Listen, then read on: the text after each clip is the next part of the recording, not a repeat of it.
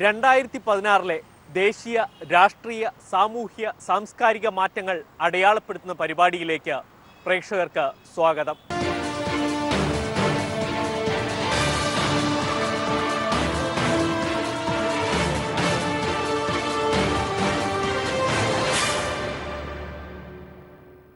ഭീകരാക്രമണങ്ങൾ, തിരിച്ചടികൾ, രാഷ്ട്രീയ മാറ്റങ്ങൾ, ഏറ്റുമുട്ടലുകൾ, നോട്ടുമാറ്റം തുടങ്ങിയവയൊക്കെയായി സംഭവബഹുലമായിരുന്നു 2016 ഇന്ത്യ.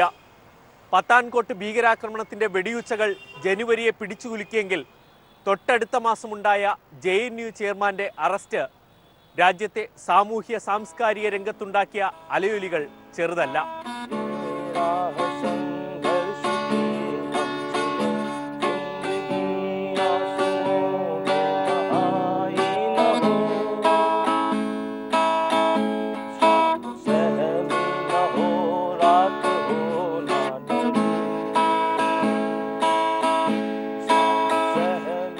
വിദ്യാഭ്യാസ രംഗത്ത് തലയെടുപ്പോടെ ഉയർന്നു നിൽക്കുന്ന സർവകലാശാലയാണ് ജവഹർലാൽ നെഹ്റു യൂണിവേഴ്സിറ്റി.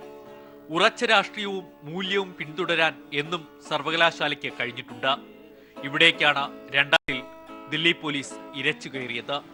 ദേശവിരുദ്ധ മുദ്രാവാക്യങ്ങൾ മുഴങ്ങിയെന്നാരോപിച്ച് സർവകലാശാല അധ്യക്ഷൻ കനയ്യകുമാറിനെ അറസ്റ്റ് ചെയ്തു. വാക്കുകളിൽ മൂർച്ചയുള്ള ഈ യുവ ചെറുപ്പക്കാരനെ കോടതി മുറിയിലിട്ട് സംഘപരിവാർ പ്രവർത്തകർ ആക്രമിച്ചു. കനയ്യകുമാറിനെ ഹാജരാക്കുന്ന ദില്ലി പട്യാല ഹൗസ് കോർട്ടിലെ 4-ാം നമ്പർ മുറി കേന്ദ്രീകരിച്ചായിരുന്നു RSS അക്രമികളുടെയും അഭിഭാഷകരുടെയും അക്രമം.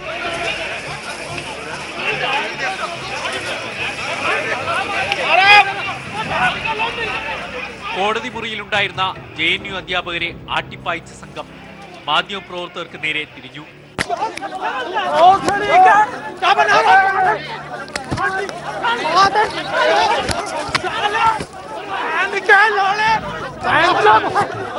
Kairali TV, IB7, Indian Express ലേഖകർ എന്നിവരെയും മർദ്ദിച്ചു.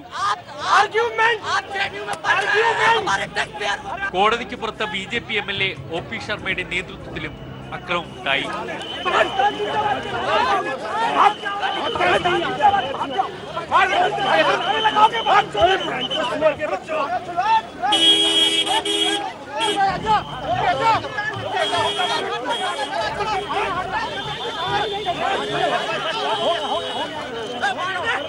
അനിഷ്ട സംഭവങ്ങൾ അവസാനിപ്പിക്കാൻ സുപ്രീം കോടതി നിയോഗിച്ച മുതിർന്ന അഭിഭാഷകരെ കൂവലോടെയാണ് പട്യാല കോടതിയിലെ സംഘപരിവാർ അഭിഭാഷകർ എതിരേറ്റത്.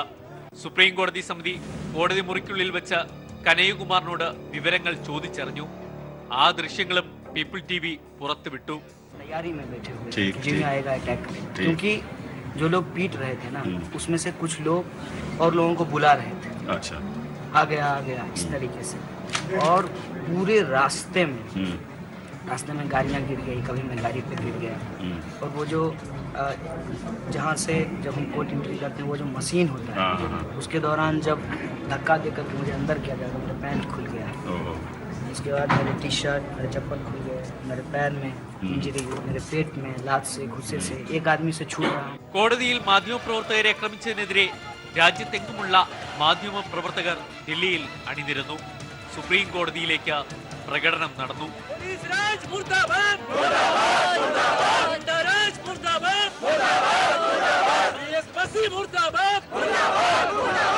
കോടതി കനയ്യയ്ക്കും മറ്റ് JNU വിദ്യാർത്ഥികൾക്കും ജാമ്യം നൽകി. പക്ഷേ ഇന്ത്യയുടെ ചരിത്രത്തിൽ ഇത് 2ാം തവണയാണ് JNU ചെയർമാൻ അറസ്റ്റിലാകുന്നത്. അടിയന്തരാവസ്ഥ കാലത്താണ് ആദ്യത്തെ സംഭവം. വീണ്ടും ആവർത്തിക്കപ്പെട്ടപ്പോൾ അത് അടിയന്തരാവസ്ഥയുടെ ഓർമ്മപ്പെടുത്തലായി. ദേശീയ മാനവവിഭവശേഷി മന്ത്രാലയത്തിന് ഈ ഓർമ്മപ്പെടുത്തൽ അത്ര നല്ലതല്ല.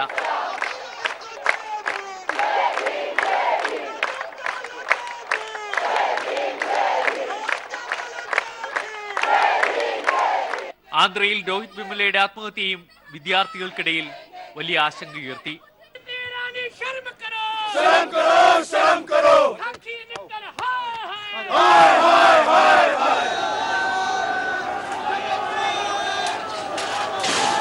പതിവുപോലെ NDA സർക്കാരും അതിന് നേതൃത്വം നൽകുന്ന നരേന്ദ്രമോദിയും വിദ്യാർത്ഥികൾക്കിടയിലും ജനങ്ങൾക്കിടയിലും ഉയർന്നു വന്ന അതൃപ്തി അവഗണിച്ചു. 2016 വലിയ ഭീകരാക്രമണങ്ങൾ ഇന്ത്യക്ക് നേരിടേണ്ടി വന്നു. രാജ്യം അതിർത്തിയിൽ സർജിക്കൽ അറ്റാക്ക് നടത്തി. ഇതിനിടയിലും സിയാച്ചിൻ മഞ്ഞുമലകളിൽ 6 ദിവസത്തോളം കുടുങ്ങിപ്പോയ ഹനുമന്തപ്പ എന്ന സൈനികനെ ജീവനോടെ കണ്ടെത്താൻ കഴിഞ്ഞത് പ്രതീക്ഷയുണർത്തുന്ന ഒരു സംഭവമായി. മദ്രാസ് റെജിമെന്റിലെ 19ാം ബറ്റാലിയൻ സൈനികനായ ഹനുമന്തപ്പ സിയാച്ചിൻ മലനിരകളിൽ കാവൽ നിൽക്കവെയാണ് മഞ്ഞുമലകളിൽ മൂടപ്പെട്ടു പോയത്. 6 ദിവസത്തിനു ശേഷം കണ്ടെത്തുമ്പോഴും ഹനുമന്തപ്പയുടെ ഹൃദയത്തിൽ ജീവൻ തുടിക്കുന്നുണ്ടായിരുന്നു. പ്രത്യേക സൈനിക വിമാനത്തിൽ ദില്ലി ആർമി ആശുപത്രിയിൽ പ്രവേശിപ്പിച്ച ഹനുമന്തപ്പ ജീവിതത്തിലേക്ക് തിരികെ എത്തുന്നത് കാണാൻ രാജ്യം ഒന്നാകെ കാത്തിരുന്നു. 900-നടുത്ത് സൈനികരുടെ ജീവനെടുത്ത മഞ്ഞുമലകൾക്ക് മുമ്പിൽ അടിയറവ് പറയാത്ത ആ ധീര ജവാൻ ഫെബ്രുവരി 11-ന് രാജ്യത്തോട് വിട പറഞ്ഞു.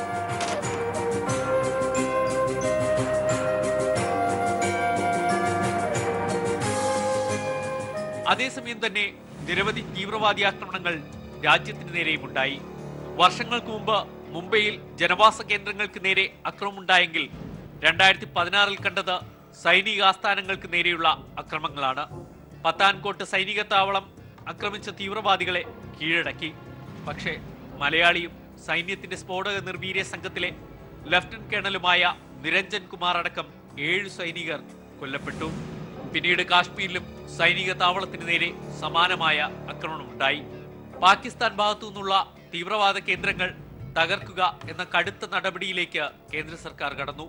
സെപ്റ്റംബർ 28-ന് അർദ്ധരാത്രി ഇന്ത്യൻ കമാൻഡോകൾ അതിർത്തി കടന്ന് പാകിസ്ഥാൻ തീവ്രവാദ കേന്ദ്രങ്ങൾക്ക് നേരെ ആഞ്ഞടിച്ചു.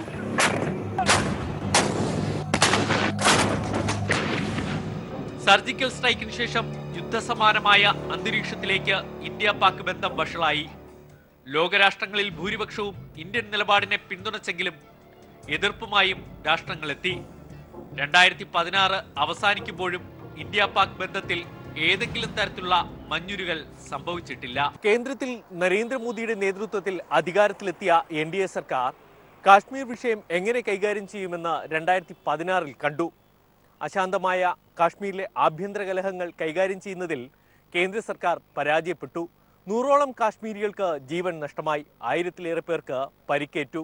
2016 ജൂലൈ 8-ന് ബുർഹാൻ വാനി എന്ന തീവ്രവാദി സൈന്യവുമായുള്ള ഏറ്റുമുട്ടലിൽ കാശ്മീരിൽ കൊല്ലപ്പെട്ടു. ബുർഹാൻ വാനിയുടെ മരണം കാശ്മീർ താഴ്വരെ പതിവില്ലാത്ത വിധത്തിൽ അശാന്തമാക്കി. പല സ്ഥലങ്ങളിലും ജനങ്ങളും കാശ്മീർ സുരക്ഷാ ഉദ്യോഗസ്ഥരും ഏറ്റുമുട്ടി. നിരവധി പേർ കൊല്ലപ്പെട്ടു, ആയിരക്കണക്കിന് പേർക്ക് പരിക്കേറ്റു. 10ഓളം ജില്ലകളിൽ പൂർണ്ണമായും കർഫ്യൂ പ്രഖ്യാപിക്കേണ്ടി വന്നു. അവസാനം സർവകക്ഷി സംഘത്തെ കേന്ദ്ര സർക്കാർ കാശ്മീരിലേക്ക് അയക്കാൻ നിർബന്ധിതരായി. പല സ്ഥലത്തും സുരക്ഷാ ഉദ്യോഗസ്ഥർക്ക് നേരെ കാശ്മീർ പോലീസിന് കേസെടുക്കേണ്ടി വന്നു. BJP PDP സഖ്യത്തിൽ പോലും വിള്ളൽ വീഴ്ത്തി സംഭവം. കാശ്മീരിലെ പ്രതിപക്ഷ നേതാക്കൾ പരിഹാരം തേടി ദില്ലിയിലെത്തി. We don't believe that in any society any sort of threats, particularly against the fourth estate, should be made. Where we are critical of the government for imposing restrictions on the media and particularly on the local press. At the same time, obviously, we cannot be in support of any threats that are issued from the separatist camp. 2008-ലും 2010-ലുമാണ് ഇതിനു മുമ്പ് കാശ്മീർ ഇത്രയേറെ അശാന്തമായിട്ടുള്ളത്. അതിർത്തി കടന്നുള്ള തീവ്രവാദ സഹായങ്ങൾ കാശ്മീർ കലാപത്തിന് ലഭിക്കുന്നുണ്ടെന്ന കേന്ദ്ര സർക്കാർ ഭാഷ്യം. പക്ഷേ അതുകൊണ്ട് കാശ്മീർ ജനതയുടെ മനസ്സിൽ പ്രതീക്ഷയുണ്ടാക്കാൻ സർക്കാരിനായില്ല. കേന്ദ്ര സർക്കാർ നീക്കങ്ങളെപ്പോലും കാശ്മീരികൾ അവിശ്വാസത്തോടെയാണ് കണ്ടത്. ഒരു രാജ്യ തലസ്ഥാനത്തിന് നാണക്കേടാകുന്ന പല സംഭവങ്ങളും 2016-ൽ ദില്ലിയിലുണ്ടായി. അതിലേറ്റവും വലുത് വംശീയ അതിക്രമങ്ങളായിരുന്നു, പ്രത്യേകിച്ച് ആഫ്രിക്കൻ വംശജർക്കെതിരെ. അവർക്കെതിരെ ദില്ലിയിലെ പല സ്ഥലത്തും അക്രമങ്ങളുണ്ടായി. അവസാനം അതിൽ പ്രതിഷേധിക്കാൻ ആഫ്രിക്കൻ വംശജർ ജന്തർ മന്ദറിൽ ഒത്തുകൂടിയത് കൗതുകമായി.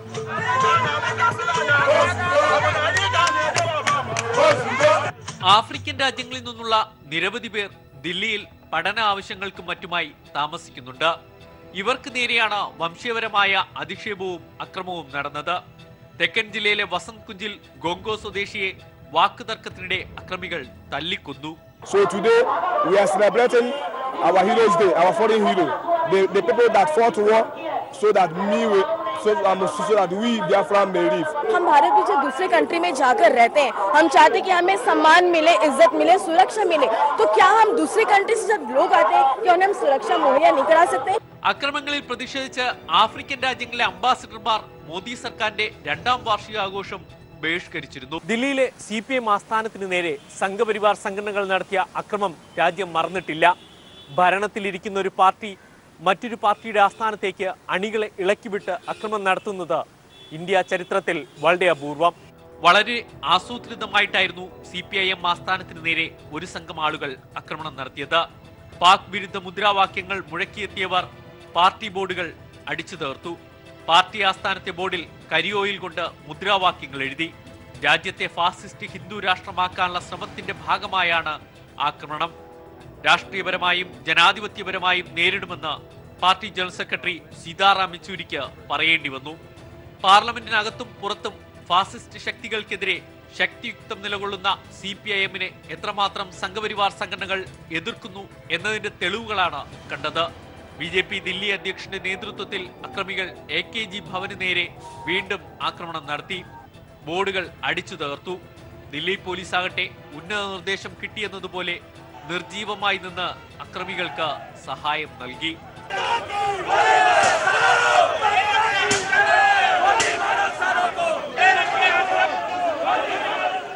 കേരളത്തോടൊപ്പം പുതുച്ചേരി, തമിഴ്നാട്, ആസാം, പശ്ചിമ ബംഗാൾ സംസ്ഥാനങ്ങളിലെ തെരഞ്ഞെടുപ്പും 2016 നടന്നു. ആസാമിൽ ഭരണത്തിലേറാൻ BJPക്ക് കഴിഞ്ഞു. പക്ഷേ മറ്റു സംസ്ഥാനങ്ങളിൽ പ്രതീക്ഷിച്ച നേട്ടം BJPക്കോ കോൺഗ്രസിനോ ഉണ്ടാക്കാൻ കഴിഞ്ഞില്ല. തമിഴ്നാട്ടിൽ AADMK 134 സീറ്റ് നേടി അധികാരം നിലനിർത്തി. പശ്ചിമ ബംഗാളിലും തൃണമൂൽ കോൺഗ്രസ് ഭരണം നിലനിർത്തി. ആസാമിൽ കോൺഗ്രസിന് കാലിടറി, BJP പിടിച്ചെടുത്തു. കേരളത്തിൽ ഇടതുപക്ഷം ഭരണത്തിലേറി. ആസാം ഒഴികെ മറ്റു സംസ്ഥാനങ്ങളിൽ വലിയ പ്രതീക്ഷയൊന്നും BJPക്ക് ലഭിച്ചില്ല. നരേന്ദ്രമോദിയുടെ നേതൃത്വത്തിൽ നടത്തിയ പ്രചാരണങ്ങൾ ജനം കാര്യമാക്കിയില്ല. 5 സംസ്ഥാനങ്ങളിൽ മേൽക്കൈ കിട്ടിയിരുന്നെങ്കിൽ രാജ്യസഭയിലെ പ്രാതിനിധ്യം വർദ്ധിപ്പിക്കാൻ BJPക്ക് കഴിയുമായിരുന്നു. ഇനി 2017 നിയമസഭാ തെരഞ്ഞെടുപ്പുകളിലേക്ക് ഉറ്റുനോക്കുകയാണ് സംഘപരിവാർ സംഘടനകൾ. സുപ്രീം കോടതിയിലെ നിയമയുദ്ധങ്ങളും വിധികളും ഏറെ ചർച്ച ചെയ്യപ്പെട്ട കാലം കൂടിയാണ് 2016. ദേശീയ ഗാനത്തിലെ സുപ്രീം കോടതിയുടെ ഉത്തരവ്, സൗമ്യ കേസിൽ ഘാതകൻ ഗോവിന്ദചാമിയുടെ ശിക്ഷായിളവ്, ജസ്റ്റിസ് മാർക്കണ്ഡേയ കഡ്ജുവിനെതിരെ കോടതി അലക്ഷ്യം തുടങ്ങി ഒട്ടേറെ സംഭവവികാസങ്ങൾ സുപ്രീം കോടതിയിലുണ്ടായി. ഭരണഘടനയുടെ 145-ാം ചട്ടപ്രകാരം പുറപ്പെടുവിച്ച വിധിന്യായങ്ങൾ പുനഃപരിശോധിക്കാനുള്ള അധികാരം പരമോന്നത കോടതിയായ സുപ്രീം കോടതിക്കുണ്ട്. പക്ഷേ വിധിന്യായങ്ങളിലെ സാങ്കേതിക പദപ്രയോഗങ്ങളിലെ തെറ്റുകൾ തിരുത്തുക എന്നതിനപ്പുറം പുനഃപരിശോധനാ ഹർജികൾ ചേംബറുകളിൽ മാത്രം പരിഗണിച്ച് മാറ്റുകയാണ് പതിവ്. സൗമ്യ കേസിൽ ആ പതിവ് തെറ്റി. വളരെ അപ്രതീക്ഷിതമായി ഗോവിന്ദചാമിക്ക് വധശിക്ഷ ഇളവ് നൽകിയ സുപ്രീം കോടതി അതിനെതിരെ കേരളം നൽകിയ ഹർജി തുറന്ന കോടതിയിൽ വാദം കേട്ടു. ദിവസങ്ങളോളം നീണ്ടുനിന്ന വാദം. വിധിയിൽ തെറ്റുപറ്റിയിട്ടുണ്ടെന്ന മുൻ ജസ്റ്റിസ് മാർക്കണ്ഡേയ കഡ്ജു ചൂണ്ടിക്കാട്ടി. കഡ്ജുവും കോടതിയിൽ വാദം നിരത്തി. പക്ഷേ മാറ്റമൊന്നുമുണ്ടായില്ല. അപ്രതീക്ഷിതമായി കഡ്ജുവിനെതിരെ കോടതി അലക്ഷ്യത്തിന് കേസെടുത്തു. ജസ്റ്റിസുമാർ പരസ്പരം എതിർക്കുന്നതുവരെ എത്തി കാര്യങ്ങൾ. എന്തായാലും കേരളം കാത്തിരുന്ന വിധി സുപ്രീം കോടതിയിൽ നിന്നുണ്ടായില്ല. കേരള കടൽ തീരത്ത് വെച്ച് മത്സ്യത്തൊഴിലാളികളെ വെടിവെച്ചു കൊന്ന ഇറ്റാലിയൻ നാവികർ ചികിത്സയുടെയും കേന്ദ്ര സ്വാധീനത്താലും മെയ് മാസത്തിൽ ഇറ്റലിയിലേക്ക് മടങ്ങി. സുപ്രീം കോടതിയിൽ കേന്ദ്ര സർക്കാർ എതിർക്കാതിരുന്നതോടെ ലഭിച്ച അനുമതിയിലാണ് കേസിൽ ആകെയുണ്ടായിരുന്ന നാവികൻ മടങ്ങിയത്. 2014 ലോക്സഭാ തെരഞ്ഞെടുപ്പിൽ കടൽക്കൊലക്കേസ് നരേന്ദ്രമോദിയുടെ പ്രധാന പ്രചാരണ വിഷയമായിരുന്നു. വിജയിച്ചാൽ നാവികരെ ജയിലിൽ അടയ്ക്കുമെന്നായിരുന്നു മോദിയുടെ വാഗ്ദാനം. 2014 ലോക്സഭാ തെരഞ്ഞെടുപ്പ് പ്രചാരണ സമയത്ത് നരേന്ദ്രമോദി സ്വന്തം ട്വിറ്ററിലൂടെയും പ്രസംഗങ്ങളിലൂടെയും ഉയർത്തിവിട്ട വിഷയം. കേസിൽ പ്രതികളായ ഇറ്റാലിയൻ നാവികർ ഇപ്പോൾ ഏത് ജയിലിലാണുള്ളതെന്ന് മാഡം വിശദീകരിക്കൂ എന്നായിരുന്നു അന്ന് നരേന്ദ്രമോദിയുടെ പരിഹാസ ട്വിറ്റ്. അധികാരത്തിലെത്തിയ ശേഷം കേസ് ശക്തമാകുന്ന പ്രതീക്ഷയാണ് ഇപ്പോഴത്തെ സുപ്രീം കോടതിയിലെ കേന്ദ്ര സർക്കാരിന്റെ മലക്കം മറിച്ചിലൂടെ ഇല്ലാതായത്. മാസിമിലാന ലത്തോറയ്ക്ക് മസ്തിഷ്കാഘാതമുണ്ടായതിനെ തുടർന്ന് ജാമ്യാപേക്ഷ ഹർജി നൽകിയത് കേന്ദ്ര സർക്കാർ എതിർത്തില്ല. പക്ഷേ സാൽവത്തോറോ ജെറോമിന് ആരോഗ്യപരമായ പ്രശ്നങ്ങൾ ഒന്നുമുണ്ടായിരുന്നില്ല. എന്നിട്ടും ജാമ്യ ഹർജി കേന്ദ്ര സർക്കാർ എതിർക്കാത്തത് ദുരൂഹമായി. അന്താരാഷ്ട്ര മധ്യസ്ഥ കോടതി കഴിഞ്ഞാൽ മാത്രമേ ഇനി പ്രതികളെ ഇന്ത്യക്ക് ലഭിക്കൂ. മധ്യസ്ഥ കോടതി വിധി ഇന്ത്യക്ക് അനുകൂലമായാലും ഇറ്റലി അത് അനുസരിക്കുമോ എന്ന കാര്യത്തിൽ സംശയമുണ്ട്. ലോക്സഭാ തെരഞ്ഞെടുപ്പുകളിൽ പറഞ്ഞതെല്ലാം വിഴുങ്ങിയ മോദി കടൽ കൊലക്കേസിലും അതുതന്നെ തുടർന്നു. അഗസ്ത വെസ്റ്റ്ലാൻഡ് ഹെലികോപ്റ്റർ ഇടപാടിൽ ഇറ്റലിയിൽ നിന്നും സോണിക്കെതിരെ തെളിവ് ലഭിച്ചാൽ നാവികരെ വിട്ടയക്കാമെന്നൊരു ധാരണ മോദി ഉണ്ടാക്കിയതായി നേരത്തെ ആക്ഷേപമുണ്ടായിരുന്നു. അത് ശരിവയ്ക്കുന്ന നടപടികളാണ് സുപ്രീം കോടതിയിൽ കണ്ടത്. വർഷാവസാനമാകുമ്പോൾ ഏറെ ചർച്ച ചെയ്ത കോടതി വിധിയാണ് ദേശീയഗാനത്തെക്കുറിച്ചുണ്ടായത്. സിനിമാ തിയേറ്ററിൽ ദേശീയഗാനം കേൾപ്പിക്കണമെന്ന വിധിയെക്കുറിച്ച് വിമർശനങ്ങൾ ഉയരുന്നുണ്ട്. കേരളത്തിലും വലിയ കോളിളക്കമുണ്ടായി.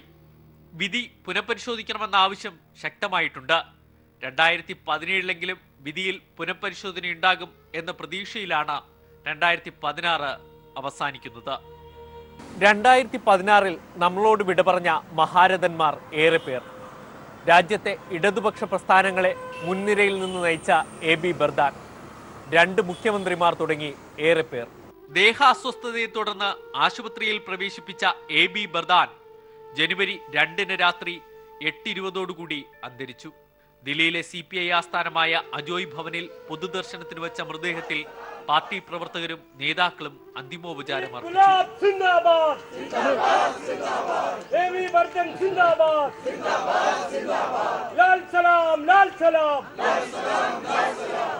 ഏഴ് പതിറ്റാണ്ടിലേറെ നീണ്ട സംഭവബഹുലവും സമരതീവ്രവുമായ ജീവിതത്തിനാണ് ബർദന്റെ വിയോഗത്തോടെ തിരശ്ശീല വീണത്.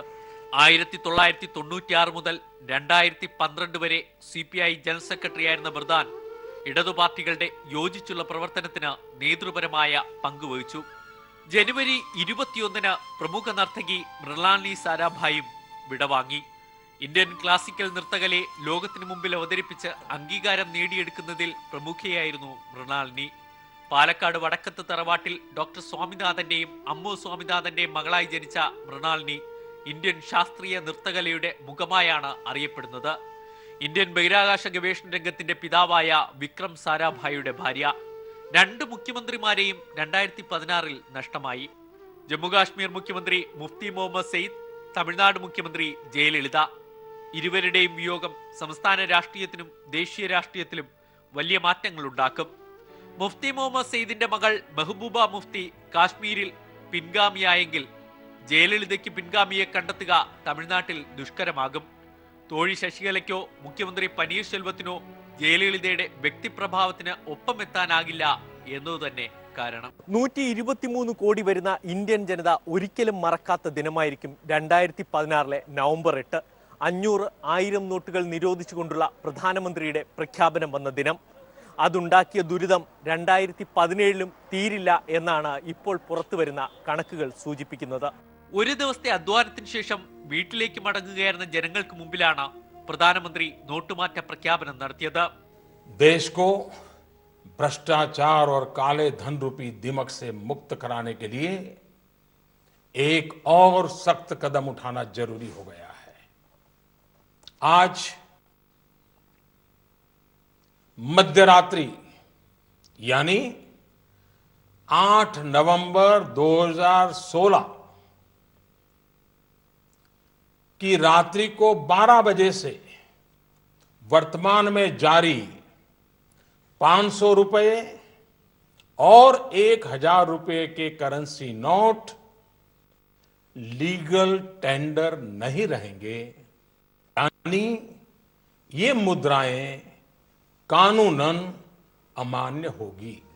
കള്ളപ്പണം പിടിക്കാനെന്ന പേരിൽ നടത്തിയ പ്രഖ്യാപനം സാധാരണക്കാരായ ജനങ്ങളെ ബാങ്കുകൾക്കും ATMകൾക്കും മുമ്പിലെ നീണ്ട ക്യൂവിലെത്തിച്ചു. പിൻവലിച്ച നോട്ടുകളുടെ പകുതി പോലും ഇതുവരെ രാജ്യത്തെത്തിയിട്ടില്ല.